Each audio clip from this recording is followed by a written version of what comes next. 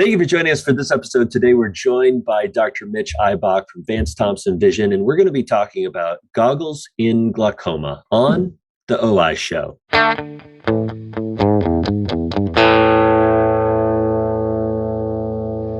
Well, thanks again for joining us for the OI Show. We're excited to have Mitch with us to talk to us today about some really, really new technologies that are going on in the world today. Mitch, it's always exciting to see you. We went to school together. I'm originally from South Dakota, which is where he practices. So we've had these connections, but we just don't see each other as often as we would like to. So it's really cool to have you as a guest. Thank you for joining us. Thanks so much, Dave. It's a real honor and a neat feather in my hat to be one of the early invites to the OI podcast. So yeah. I'm happy to be here. Yeah, we're stoked to have you. So, Mitch, tell us a little bit about your practice and what you're doing. You're practicing at Vance Thompson, and for those who don't know, Vance Thompson is really an innovator in the Midwest. Vance himself has done some really cool things, but I don't know, and I'm going to put this out there in the podcast if you know this, Mitch. But when I was going to South Dakota State University, I was debating on what kind of medicine I wanted to go into. And Vance invited me down, and I got to hang out with him in a day in clinic. And, I was sold on eye care, and Vance has a little bit to do with that. And now full circle, you're there with him. So tell us about Vance Thompson and tell us about you and what you're doing at the practice.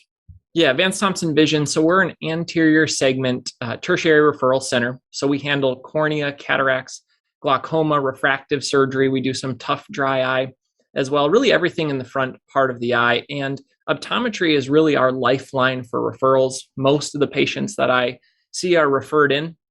I do have a long-term, kind of more moderate to severe glaucoma practice as well that continues to grow.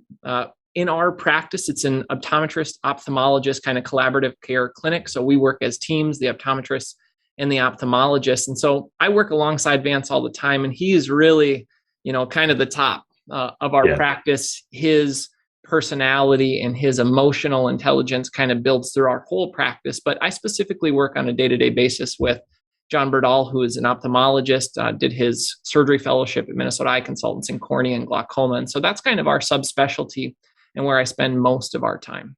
Yeah. And John is just such a stud as well. And so you guys are on the front line of all this stuff. I mean, you guys are getting first looks and first glances, and you guys use it first in clinic on so many different things on the cataract front and on the glaucoma, all different anterior setting. What's exciting? What's coming out that maybe not a lot of people have heard of, or that is out right now that you just don't think is being used as much as it should?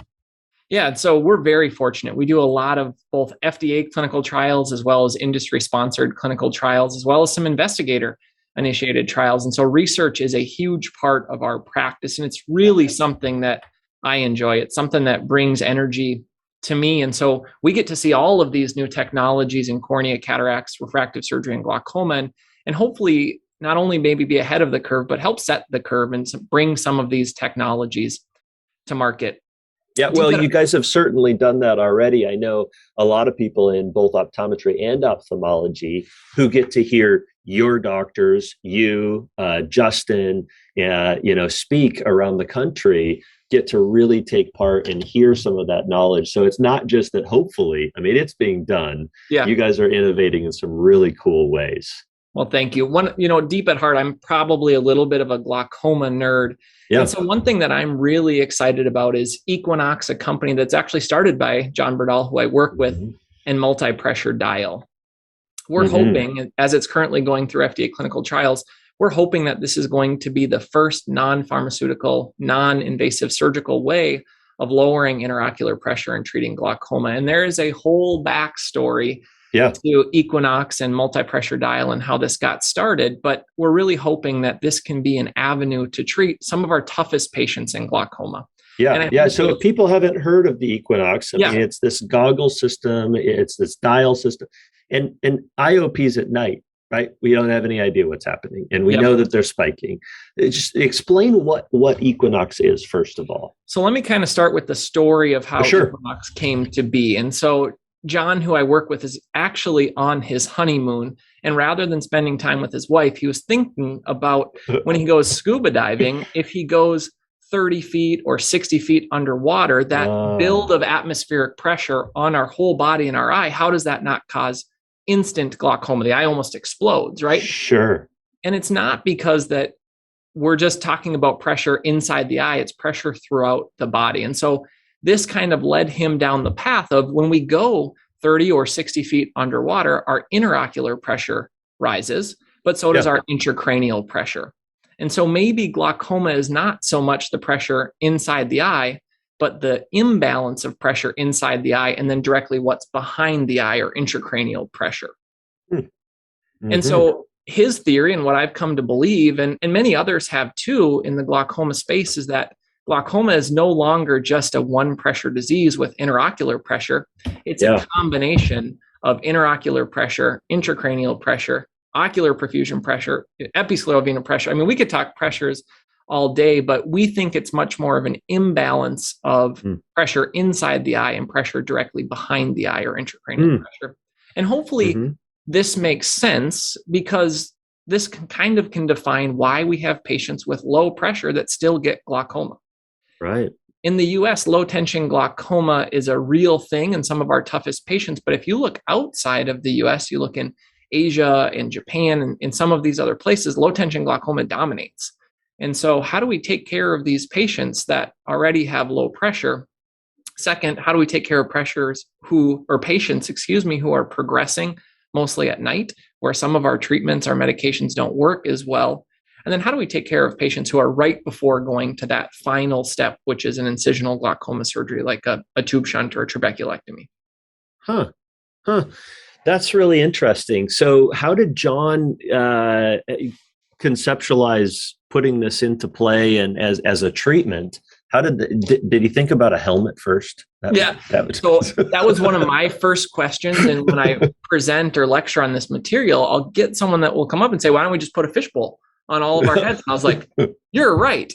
And then I had to go back to him and ask why that isn't right. And it's because we just want to release the pressure directly in front of the eye. And so a couple important points. First, how he got here is he has this type of mindset and personality where once there's a scratch, he has to itch it until he finds the answer. And so after he had this idea on his honeymoon, he went back and then studied patients at Mayo Clinic in Rochester who had lumbar punctures so they could measure their intracranial pressure. And then they stratified out intracranial pressure for patients who have low tension glaucoma, patients who are normal, patients, so that was the control group, patients who had open angle glaucoma, and then patients who have ocular hypertension.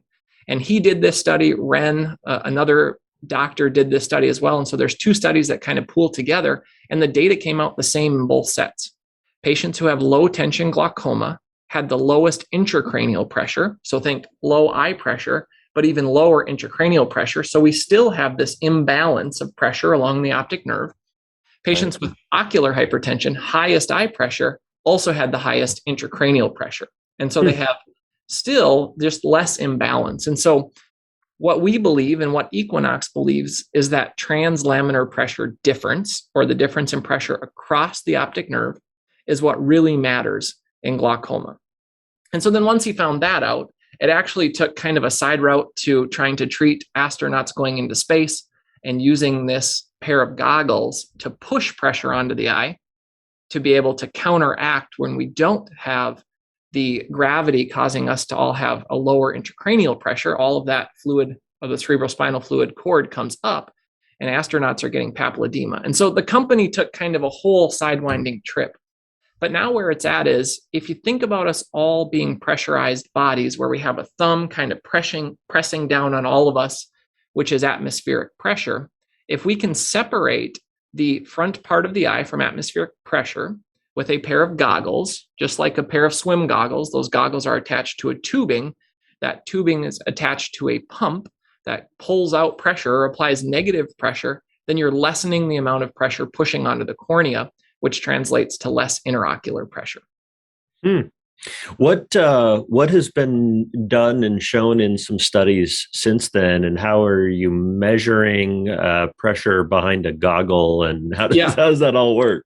Yeah, so it's been really interesting. Research was very new to me coming out of optometry school and Yeah. residency. And then the research that I am fortunate to do is most commonly phase 2B or phase 3 FDA clinical trials where all of the very early stuff has been done already. Yeah. And so Yeah. this was really grassroots from the ground up type of research where we were just trying to figure out how we measure it. Can we measure it?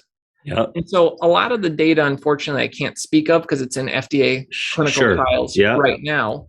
But what we've seen is patients do well with the goggles, and it's analogous to wearing a CPAP. And so the Okay. thought is patients will just wear this at night. If we can lower the pressure at night for 6 to 8 hours, hopefully that releases some of the imbalance between the optic nerve and the intracranial pressure and optic and interocular pressure. Yeah. And then we have axonal flow. We have transport nutrients getting to the optic nerve. And then during the day, the pressure can go back up.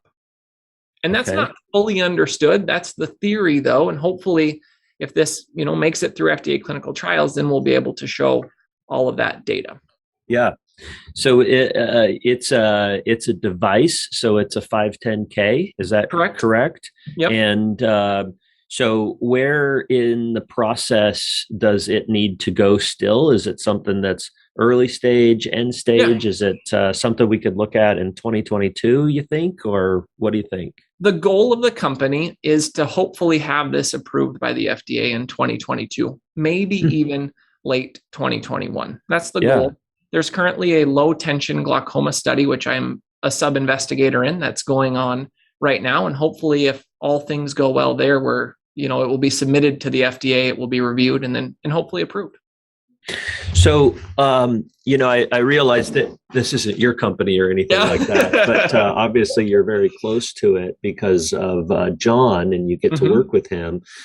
So, how would you envision, future thinking, that I would use this in clinic? Is this something where I would prescribe this to my patient? They would then order it, and how does that go about? Because most of us optometrists, we know how to prescribe drops. We know how to, work with our glaucoma specialists for surgical procedures, but this is kind of different.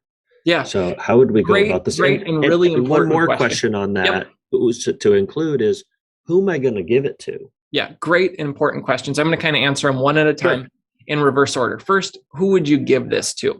Yeah. In your patients with ocular hypertension, mild glaucoma, we have a myriad of really good options, right? We have drops, we have now drug delivery devices, we have minimally invasive glaucoma surgeries, we have laser therapy or SLT, we have big surgeries. And so I think the mild patients are probably not the ones that are going to get this. Even moderate, well-controlled IOP patients, probably not the patient that I would prescribe multi-pressure dial to or these balance goggles. Patients with severe glaucoma, especially patients with severe glaucoma who are progressing despite a good eye pressure.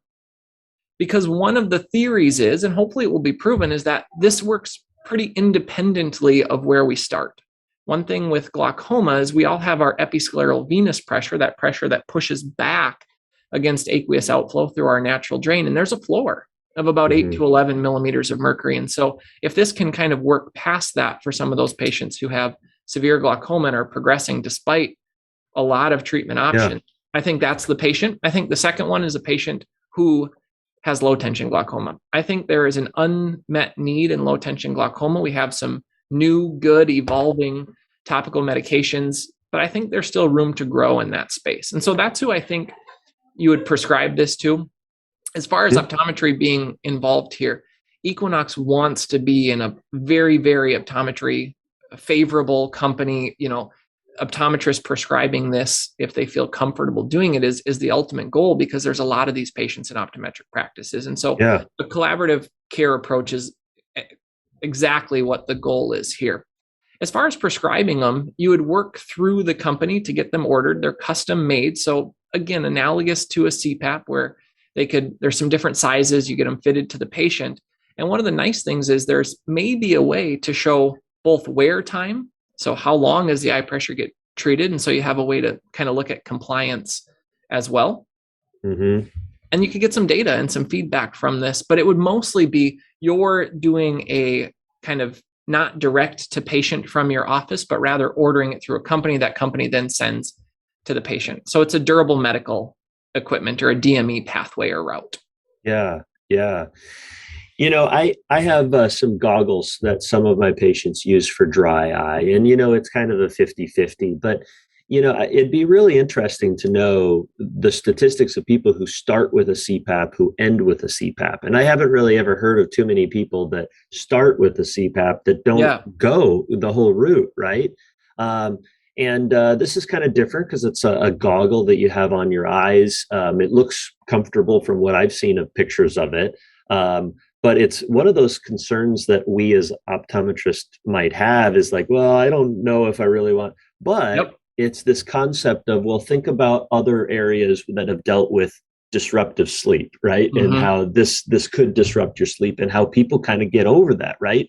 Like, I'm a side sleeper or a stomach sleeper and I can't do CPAP. Well, yeah, you can. I mean, many people have learned how to sleep on their back with CPAPs and do very well.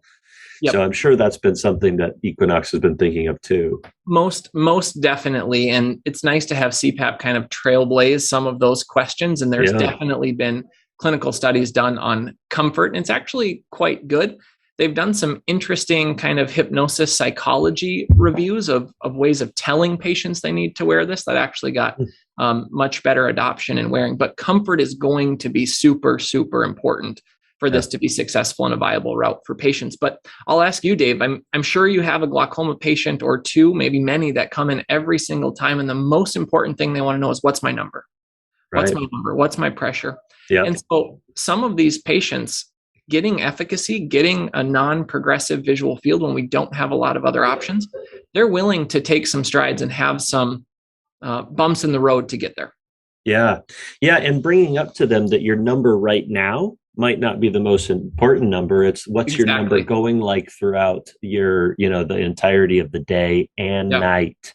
And so sharing with them, so it's amazing how we don't have problems until we have solutions. We're going to talk again about nighttime IOP and nighttime pressure and this discussion that you're bringing up and leading us into intracranial, all those pressures. Venous pressure, right, is going to really be something I think we talk about in this next generation of glaucoma education. I think glaucoma is fun right now because there's just so many options. It was maybe stagnant for a little bit, and then minimally invasive glaucoma surgeries came about, and now drug delivery came about, and we have new topical medications. And so I think glaucoma has gotten a lot more fun in the last 5 years. Yeah, it certainly has. Well, Mitch, this was awesome. I really enjoyed learning about this. I knew a tiny bit, but this is just really exploding. Thank you for helping us learn more about goggles and glaucoma. That's a lot of fun. Thanks again for having me. Much appreciated. And thank you for joining us for this episode of the Optometric Insights show. We sure appreciate you, Mitch, joining us. And if you would like and subscribe, it would be a great way for you to stay up to date on current topics and our future episodes.